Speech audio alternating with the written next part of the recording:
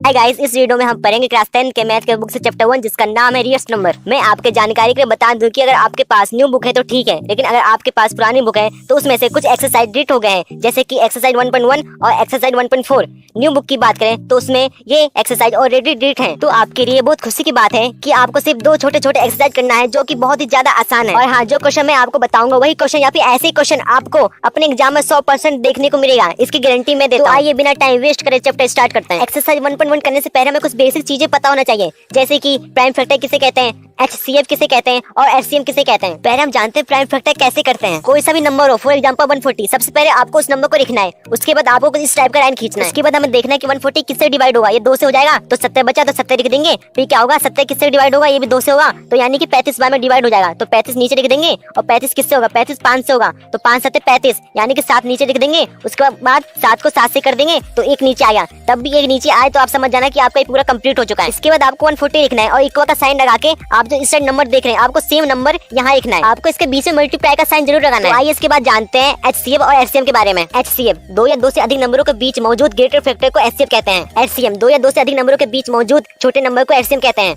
इनके एग्जांपल देखते हैं 26 और 91। पहले हम 26 का प्राइम फैक्टर कहेंगे, जैसे कि मैंने आपको सिखाया था 2 × 13 आ गया। फिर 91 का प्राइम फैक्टर आ गया 7 × 13। अब हम इसका HCF फाइंड करते हैं। HCF मतलब कि जो दोनों में कॉमन है वही HCF हो गया। जैसे कि 13 दोनों में कॉमन है तो 13 इसका HCF हो गया। HCF में क्या है, जो नंबर दोनों में कॉमन है उसको हम एक बार लिखेंगे और जो बाकी नंबर बच गए हैं उसको भी हम एक साइड लिखेंगे। उसके बाद हम सबको इंटू कर देंगे। इंटू करने के बाद आ गया 182, यही LCM है। अब डायरेक्ट आते हैं नई बुक की एक्सरसाइज 1.1 पे। फर्स्ट क्वेश्चन क्या कह रहा है कि सभी नंबर को एक्सप्रेस करना है इसके प्रोडक्ट को प्राइम फैक्टर में। 140 को कैसे करते हैं मैंने आपको करके दिखा दिया है। अब करते हैं थर्ड, क्योंकि सेकंड बहुत ज्यादा आसान है, इसे आप करके मुझे कमेंट में बताइए। जैसे कि आप देख सकते हैं 3825 3 से डिवाइड हो जा रहा है तो हम इसे 3 से डिवाइड कर देंगे। फिर ये भी 3 से डिवाइड होगा, फिर ये 5 से डिवाइड होगा, फिर 85 5 से डिवाइड होगा और 17 17 से होगा, यानी कि 1 आ गया, मतलब कि पूरा कंप्लीट हो गया। उसके बाद लिखेंगे 3825 इक्वल 3 की पावर 2, क्योंकि 3 यहाँ 2 बार आ गया, और 5 की पावर 2 क्योंकि 5 भी यहाँ 2 बार आ गया, इंटू 17। फोर्थ आपके लिए होमवर्क है। अब हम करते हैं फिफ्थ। 7429 17 से डिवाइड हो जाएगा, फिर ये 19 से डिवाइड हो जाएगा, फिर ये 23 से एक बार में डिवाइड हो जाएगा। इसके बाद इस नंबर को हम यहाँ लिखेंगे और इक्वल का साइन लगा के जो नंबर इस साइड है यहाँ मल्टीप्लाई का साइन लगाएंगे इनके बीच में और सेम लिख देंगे। सेकंड क्वेश्चन क्या कहता है कि हमें LCM और HCF फाइंड करना है और सामने उसको वेरीफाई करना है कि LCM into HCF equal product of 2 numbers है। बस मैंने आपको एग्जांपल के साथ करके बता दिया था। आइए अब सेकंड करते हैं। पहले 510 का प्राइम फैक्टर करेंगे, जैसे कि मैंने आपको सिखाया था। फिर 92 का भी प्राइम फैक्टर करेंगे। दोनों में 2 कॉमन है तो हम 2 को लेंगे, 2 हो जाएगा HCF। और LCM कैसे फाइंड करेंगे, जो नंबर दोनों में कॉमन है उसको एक बार लिखेंगे और जो बाकी के नंबर बच गए उसमें इंटू का साइन लगाकर उसको सेम लिख देंगे। अब हम इसको वेरीफाई करते हैं, HCF इंटू LCM। हम दोनों को इंटू करेंगे तो हमें आंसर मिलेगा 46,920। इसके बाद हम इक्वल का साइन लगाएंगे, 510 इंटू 92 लिखेंगे। इनको इंटू करने के बाद हमको सेम आंसर देखने को मिलेगा, मतलब कि ये हमारा सही आंसर है। अगर आप थर्ड करके इसका आंसर मुझे कमेंट में बताते हैं तो मैं समझ जाऊंगा कि आपको ये करने आ गया है। क्वेश्चन में सेकंड क्वेश्चन बिल्कुल सेम है, बस आपको इसमें इसको वेरीफाई नहीं करना। अगर आप इसको कर देते हैं तो आपके एग्जाम में आपके 3 मार्क्स पक्के। ये आपका होमवर्क है। फोर्थ क्वेश्चन में LCM फाइंड करना है। गिवन में HCF दिया गया 9 और 2 नंबर दिए गए 306 और 657। तो आइए हम वेरीफाई का फॉर्मूला इसमें यूज करते हैं। फॉर्मूला लिखेंगे LCM into HCF equal product of 2 numbers. इसमें हम सबकी वैल्यू पुट करेंगे। इसके बाद 306 को इंटू कर देंगे 657 से और जो आंसर आएगा उसको 9 से डिवाइड कर देंगे, क्योंकि 9 या मल्टीप्लाई में दूसरी साइड जाकर डिवाइड में हो जाएगा। LCM हमें मिलेगा 22,338। हमारा आंसर है। क्वेश्चन क्या कहता है, हमें बताना है कि अगर 6 की पावर n है तो अगर हम इसको सॉल्व करेंगे तो इसके लास्ट में कभी 0 आएगा यदि n नेचुरल नंबर हो। इसका आंसर होगा अगर कोई नंबर 0 पे एंड होता है तो इसका प्राइम फैक्टर 2 × 5 होना चाहिए। तो आइए 69 का प्राइम फैक्टर करते हैं। तो इसका प्राइम फैक्टर करेंगे तो ब्रैकेट में 2 × 3n आएगा। हमें 2 × 5 चाहिए, लेकिन ये 2 × 3 आ रहा है, यानी कि ये कभी 0 पे एंड नहीं होगा, क्योंकि इसका जो प्राइम फैक्टर है 2 × 5 का पेयर नहीं बना पा रहा है। क्वेश्चन कह रहा है कि जो हमें ये नंबर दिए गए हैं इसको हमें एक्सप्लेन करना है कि ये कंपोजिट नंबर क्यों है।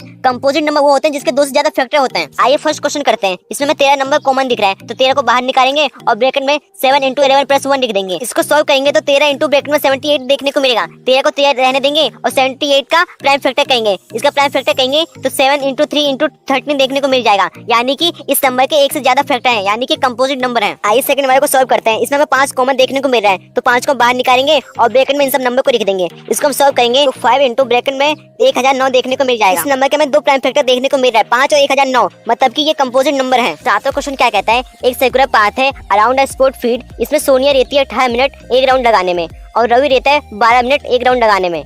अगर क्या हो, अगर दोनों सेम पॉइंट से स्टार्ट करें और सेम टाइम में भी स्टार्ट करें और साथ में सेम डायरेक्शन में भी जाएं, हमें ये बताना है कि ये कितने मिनट के बाद स्टार्टिंग पॉइंट पे मिलेंगे। क्वेश्चन सॉल्व करते हैं। सोनिया 18 मिनट देती है और रवि 12 मिनट देता है। 18 का प्राइम फैक्टर होगा 2 × 3 की पावर 2 और 12 का प्राइम फैक्टर होगा 2 की पावर 2 × 3। हमें ये फाइंड करना है कि कितने मिनट के बाद मिलेंगे। तो इसका क्या करेंगे, एलसीएम फाइंड करेंगे। एलसीएम फाइंड करेंगे तो इसका एलसीएम आएगा 36। इसी के साथ हमारा एक्सरसाइज 1.1 खत्म होता है। अब हम आते हैं एक्सरसाइज 1.2 पे। फर्स्ट क्वेश्चन क्या कह रहा है कि हमें प्रूव करना है कि √5 एक इरेशनल नंबर है। आइए सॉल्व करते हैं। पहले हम इसको अज्यूम करेंगे कि √5 एक इरेशनल नंबर है। इरेशनल नंबर मतलब कि √5 को हम लिख सकते हैं a/b के फॉर्म में, लेकिन इसमें क्या है, ए और बी क्या है, को प्राइम है। बी या डिवाइड में इसको दूसरी साइड भेजेंगे तो मल्टीप्लाई में हो जाएगा। अब हम क्या करेंगे, स्क्वायरिंग बोथ साइड कर देंगे, जिससे क्या होगा, जो ये रूट है ये रूट हट जाएगा। इसको हम इक्वेशन 1 नाम देते हैं। अब इसमें थ्योरम 1.2 लग जाएगा। अब थ्योरम 1.2 क्या कहता है कि अगर ए स्क्वायर डिवाइडेड बाय 5 है तो ए भी डिवाइडेड बाय 5 ही होगा। हमें मिल जाएगा ए इक्वल 5c। अब जो इक्वेशन 1 था उसमें हम ए के बदले 5c को पुट करेंगे। अब सेम का सेम ही लिखेंगे, लेकिन जो ब्रैकेट में 5c स्क्वायर है हम इसको ओपन करेंगे तो 25c स्क्वायर हो जाएगा। 5 या मल्टीप्लाई में इसको दूसरी साइड भेजेंगे तो ये डिवाइड कर देगा 25 को, जिसकी वजह से हमें नया इक्वेशन मिलेगा b square equal 5c square. इसको हम सेकंड इक्वेशन नाम देते हैं। इसमें भी थ्योरम 1.2 लग रहा है कि अगर b स्क्वायर डिवाइडेड बाय 5 है तो b भी डिवाइडेड बाय 5 ही होगा। अब इक्वेशन 1 और 2 से हमें ये मिल जा रहा है कि जो 5 है कॉमन फैक्टर है a और b का, जिस वजह से क्या है, ये को प्राइम नहीं है। मतलब कि जो हमने अज्यूम किया था कि √5 एक इरेशनल नंबर है, ये गलत हो गया।